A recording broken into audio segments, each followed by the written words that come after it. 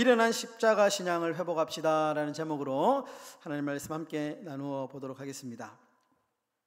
여러분, 몇 년 전에 우연히 TV에서 이제 기업의 어떤 광고 문구 카피라고 하죠. 광고 카피가 좀 의미 있는, 아주 좀 색다른 재미있는 광고 카피가 있었는데요. 내용이 참 신선했습니다. 내용이 어떤 내용이냐 하면, 안에서 답을 찾았는데 밖에서 문제를 못 풀 리 없고, 안이 단단하면 밖이 흔들릴 리가 없고, 안이 새로워졌는데 밖이 그대로일 리 없고, 세상의 모든 새로움은 안으로부터 시작된다. 안으로부터 시작된다. 이 광고의 핵심이 뭐냐? 바깥, 겉모양, 이것보다는 안이 중요하다. 내용이 중요하다. 내면이 중요하다. 이런 뜻이겠죠. 여러분, 인생의 모든 이치가 그렇듯이 신앙도 마찬가지입니다. 내면이 참 중요합니다. 내면. 우리의 내면이 얼마나 신앙이 성숙해지느냐, 얼마나 신앙이 깊어지느냐, 얼마나 우리의 인격이 예수님을 닮아가느냐, 내면의 문제죠. 물론 그렇다고 해서 형식, 겉이 무시해도 된다 이런 말은 아니고요. 겉도 중요하죠. 형식도 중요하지만 그러나 무엇보다도 우리의 내면이 참 중요하다라는 겁니다. 여러분, 바울은 고린도후서 4장 16절에서 내면의 신앙을 이렇게 강조합니다. 한번 다 같이 한번 읽어볼까요? 고린도후서 4장 16절입니다. 시작. 우리의 겉사람은 낡아지나 우리의 속사람은 날로 새로워진다. 여러분, 우리의 겉사람은 세월이 지나면 계속 이렇게 낡아지죠. 늙어갑니다. 옛날에는 주름도 없지, 피부가 탱글탱글, 바르지 않아도 정말 애기 같은 피부였는데, 이제는 참 주름도 많고, 피부에 탄력도 없고, 뭘 바르지 않으면 참 이렇게 주글주글해지는 우리의 겉은 다 이렇게 변합니다. 낡아집니다. 그런데 바울은 우리의 속사람은 날로 새로워지기를 원한다. 겉모습은 좀 볼품없고 이렇게 좀 그렇지만, 그러나 우리의 겉모습과는 다르게 우리의 속사람은 날이 갈수록, 세월이 지날수록, 시간이 지날수록 점점 새로워지고, 정말 새 것처럼 그런 속사람이 되는 것, 이것이 우리 신앙의 목표가 되어야 된다라는 것입니다. 여러분, 겉사람은 낡아지지만 속사람이 날로 새로워지고 성숙해지시기를 예수님의 이름으로 축원합니다. 여러분, 오늘날 우리 기독교는 겉모양은 좀 화려합니다. 세련됐죠. 건물도 보면 아주 어떤 교회는 교회 같지 않은 참 이렇게 멋진 건축 양식을 가지고 있죠. 화려하고요. 안에 들어가면 화려한 방송시설, 화려한 어떤 조명, 정말 겉모습은 화려합니다. 그런데 속을 들여다보면 좀 부실한 것도 있습니다. 막상 성도들의 한 사람 한 사람의 신앙을 보면 교회는 참 화려하고 겉모습은 화려한데 성도 한 사람 한 사람의 신앙이 예전 같지 않은 것 같아요. 뭔가 조금 부실한 면이 있습니다. 소리는 막 요란한데 사회에 끼치는 영향력은 참 미미한 것 같습니다. 예전에는 보면 교회가 참 볼품 없었잖아요. 볼품 없지만 그러나 영향력이 크죠. 그래서 세상이 교회가 한마디 하면 그 교회 말을 귀담아 들었습니다. 흘리지 않고. 근데 요즘에는 반대죠. 오히려 세상이 교회 걱정을 하고요, 이렇게 교회 말을 잘 안 듣습니다. 니나 잘하세요 이런 소리 있잖아요. 비아냥거리면서 그런 소리가 들린다는 것이죠. 여러분, 그렇다면 왜 이렇게 우리 기독교가 무기력해지는 것일까? 곰곰이 한번 생각해 보면요, 핵심은 여러 가지 이유도 있겠죠. 그런데 그 핵심을 좀 뽑자면 복음이 변질되고 있기 때문에 그렇다. 복음이 변질되고 있기 때문에. 여러분, 복음이 바뀐 게 아닙니다. 무슨 말이냐 하면 우리가 믿는 대상이 예수님을 바꾼 게 아니에요. 우리는 여전히 옛날이나 지금이나 예수님을 믿죠. 예수님을 믿습니다. 성경이 바뀐 것도 아닙니다. 똑같은 성경을 보고 있습니다. 똑같은 말씀, 똑같은 찬송, 우리 기독교가 가지고 있는 아주 전통적인 가치, 똑같은 찬송의 고백. 대한민국의 우리 이 보수교단, 장로교단은 똑같은 성경책을 가지고 있습니다. 그래서 몇 장 하면 다 똑같죠. 똑같은 찬송가 가지고 똑같은 찬송 부르고요, 똑같은 개역개정 가지고 똑같은 말씀을 봅니다. 그러니까 뭔가 이렇게 바뀐 게 아니에요. 바뀐 거는 아닌데 여전히 예수를 믿고 여전히 성경 읽고 여전히 예배드리고 여전히 똑같은 찬송 부르는데, 문제는 뭐냐? 예전만큼 믿음이 순수하지 않고 형식적이고 습관화되어 버린 이 변질이 문제다라는 겁니다. 우리가 이 부분에 대해서 좀 심각해질 필요가 있다라는 것이죠. 여러분, 복음이 변질되었다라는 말은 또 다른 면으로 십자가가 변질되었다 이렇게 표현합니다. 십자가가 변질되었다. 여러분, 십자가 하면 우리 기독교는 십자가를 빼놓고 우리 기독교를 설명할 수 없습니다.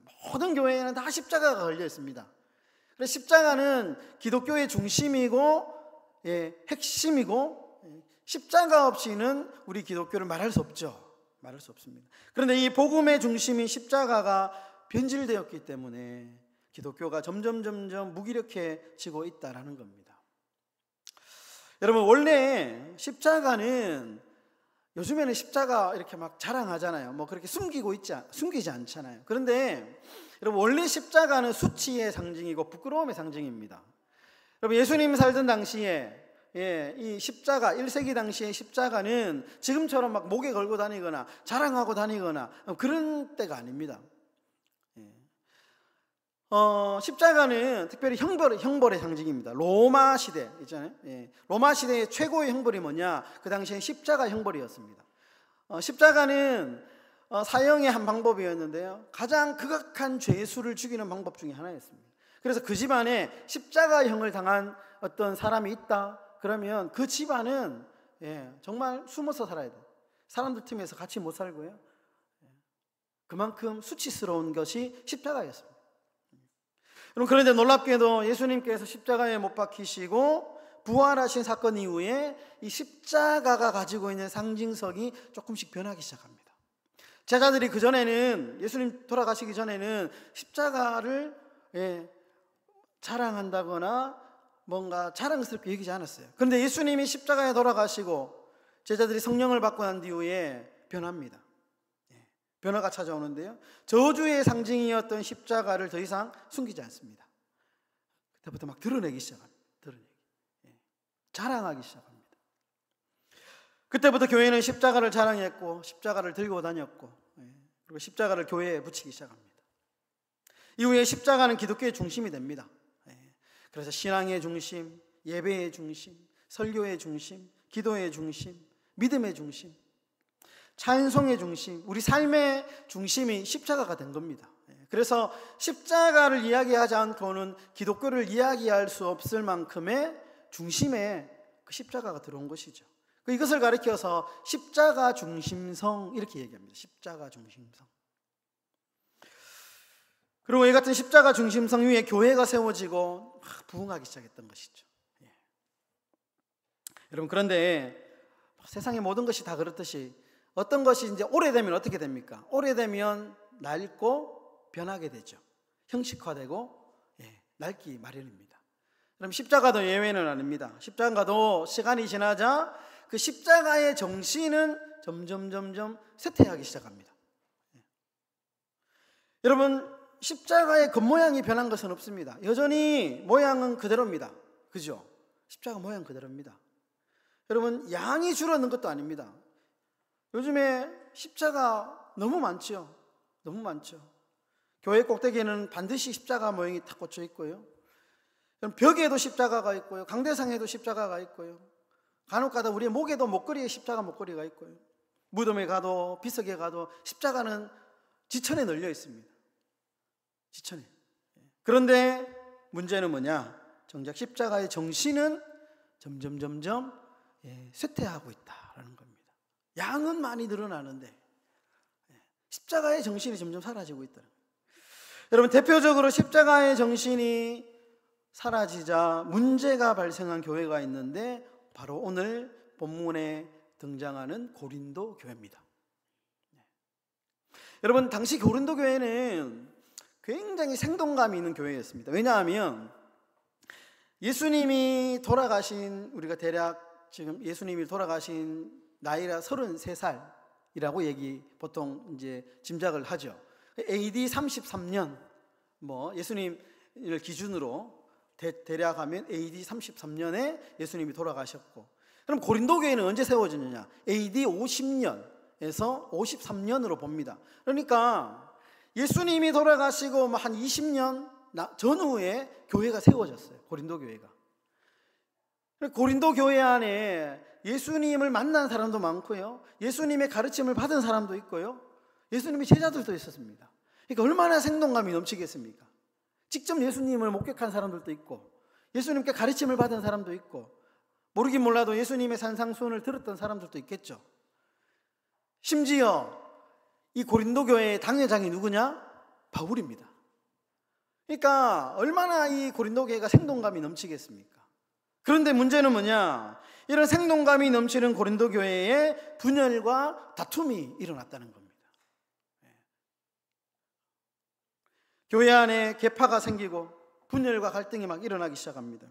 특히 가장 큰 문제가 뭐였냐 하면 누구에게 세례를 받았냐, 이것이 분쟁의 핵심이었습니다. 어떤 사람은 나는 바울에게 받았다, 어떤 사람은 나는 베드로에게 받았다, 어떤 사람은 나는 예수님께 직접 받았다. 그래서 이렇게 하면서 나는 바울파, 베드로파, 예수님파 막 생겨나기 시작합니다. 갈라지기 시작했던 것이죠. 갈등의 원인입니다. 그런데 그런 사람들에게 바울이 오늘 어떻게 이야기하느냐? 고린도전서 1장 17절에 보시면 이렇게 얘기합니다. 그리스도께서 나를 보내심은 세례를 베풀게 하려 하심이 아니요 오직 복음을 전하게 하려 하심이로되. 이건 무슨 말입니까? 세례는 중요하지만 본질이 아니다라는 겁니다. 본질이 아니다라는 거예요. 세례를 안 받았다고 구원을 못 받는 게 아닙니다, 여러분. 예전에 어떤 교단에서는 방언을 안 하면 방언이 구원의 징표다 이렇게 했던 교단도 있는데 지금은 모르겠습니다. 여러분, 세례를 안 받는다고 해서 구원을 못 받는 게 아닙니다. 어떤 교단은 침례를 이야기하죠. 물에 들어갔다 나와야 된다. 우리 교단은 물을 뿌리잖아요. 여러분, 물에 들어갔다 나오든 물을 뿌리든 이것은 본질이 아니에요. 물을 뿌려도 되고 물 안에 들어가도 됩니다. 본질이 아니라는 거예요. 예전에 어떤 선교사님이 이제 간증해서 어떤 한국에서 비전 트립으로 예루살렘에 이제 왔는데, 여행을 왔는데, 비전 트립으로 여행을 왔는데, 선교사님이 이제 이렇게 가이드를 하는데 요단강에 딱 이제 갔답니다. 근데 그 일행 중에 한 권사님이 자기는 요단강 물이 오리지널이니까 나는 여기에서 반드시 세례를 받아야 되겠다 하면서 요단강 물에 뛰어들어간 권사님이 있다는 거예요. 여기가 오리지널이니까. 재밌죠? 요단강 물에 예수님 세례 요한이 세례 주고 그 당시에는 막 세례받아 여기가 오리지널이다 하면서 반드시 여기 들어가야 되겠다 하면서 세례를 받으려고 했다는 사람이 있다는 거예요. 여러분, 요단강 물이나 낙동강 물이나 우리 집에 나오는 수돗물이나 똑같습니다. 그러니까 자꾸 이제 변질이 되면 어떤 현상이 일어나냐면 물에 무슨 효염이 있는 것처럼 이렇게 생각합니다. 여러분, 우리 십자가를 옛날에 이 영화 같은데 너무 영향을 많이 받았어요. 그 드라큘라 영화 보면 십자가 이렇게 내잖아요. 이렇게 내잖아요. 십자가 모양에 뭔가 이렇게 신비한 능력이 있는 게 아닙니다, 여러분. 그런 게 아니에요. 그렇게 따지면 기독서전 가면 십자가 거기는 엄청 많잖아요. 성경책을 차에 놔두면 사고 안 나는 게 아닙니다. 신호를 잘 지켜야 사고를 안 나는 겁니다. 성경책이 많으면 복을 많이 받는다. 그러면 기독서점이 제일 복을 많이 받아야죠. 많잖아요. 십자가도 널려 있고 성구가 막 벽에 다 널려 있으니까. 그러니까 우리가 자꾸 변질이 되면, 신앙이 변질되면 어떻게 되죠? 자꾸 그런 쪽으로 가요. 그런 쪽으로. 중요한 것은 십자가 정신, 상징성이 더 중요한 거죠. 그런데 여러분, 고린도 교회는 이런 비본질적인 것에 목숨을 막 걸었던 거예요. 누구에게 세례를 받았느냐? 여러분, 중요하지 않는 껍데기, 형식, 비본질은 통과해도 됩니다. 그런데 십자가의 정신이 없으면 안 됩니다. 십자가 모양은 없어도 돼요. 그런데 십자가의 정신이 없으면 안 됩니다. 여러분, 죽은 씨앗을 아무리 많이 뿌린들 거기에 싹이 나고 열매가 맺힙니까? 아니죠. 여러분, 수돗물의 세례를 받든지 강물의 세례를 받든 기독교라는 사실에는 변함이 없습니다. 침례교 다니시는 분들이든 장로교를 그거는 본질이 아니에요. 본질은 뭐냐? 십자가의 정신이 사라지면 기독교는 변질된다라는 겁니다. 여러분, 십자가의 정신이 변질되면 교회 어떻게 될까요? 감정이 날카로워지고 잦은 충돌이 생깁니다. 고린도 교회 같이. 그래서 본질적이 아닌 것에 목숨을 겁니다. 어떤 교회는 먹는 반찬 때문에 막 싸우고요. 제가 예전에 그런 얘기 했죠. 제 친구 목사님 교회에 반찬을 3개 놓을 것이냐, 반찬을 2개 놓을 것이냐로 반찬 3개파, 반찬 2개파로 나눠져 가지고요. 막 싸웠. 실제로 제가 동기 목사님 만나가지고 들었던 얘기입니다. 마시는 물 때문에 싸우고 감정 싸움을 막 하고. 이 모든 것이 왜 그러냐면 감정이 날카로워지기 때문에.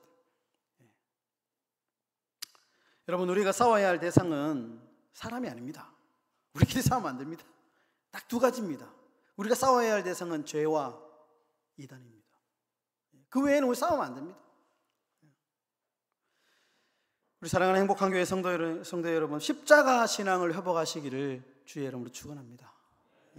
그러면 십자가가 상징하는 그 십자가 정신이 뭘까요? 십자가 신앙을 회복해야 되니까 십자가를 많이 앞으로 이제 많이 둬야 되네. 이렇게 가면 안 된다는 거예요. 십자가가 말하는 정신이 뭐냐? 그 정신이 오늘 본문 고린도전서 1장 18절에 나옵니다.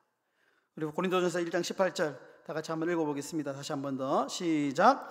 십자가의 도가 멸망하는 자들에게는 미련한 것이요 구원을 받는 우리에게는 하나님의 능력이라. 여러분, 여기서 주목해야 될 단어가 뭐냐 하면 미련이라는 단어입니다. 미련.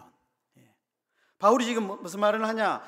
십자가가 멸망하는 사람들에는 참 미련한 것. 그렇죠? 이거는 사형 틀이잖아요. 저주받은 십자가의 틀이잖아요. 이 사람들한테는 십자가가 아무 의미가 없어요. 그런데 구원을 받는 우리에게는 이 십자가가 하나님의 능력이 된다라는 겁니다. 여러분, 이 구절을 이렇게 이해할 수 있습니다. 여러분, 우리의 능력이 뭐냐? 그것은 미련함이라. 미련. 십자가가 가지고 있는 그 십자가의 정신이 뭐냐? 미련함. 좀 쉽게 얘기하면 바보. 여러분, 세상을 미련하게 살고 싶은 사람은 없습니다. 미련하게 살면 참 사람들한테 손가락질 당하죠. 일 시켜놨는데 참 미련하게 하면 미련스럽다, 미련곰탱이 같다, 이런 얘기 하잖아요. 세상에 바보 소리 듣고 싶은 사람이 없어요.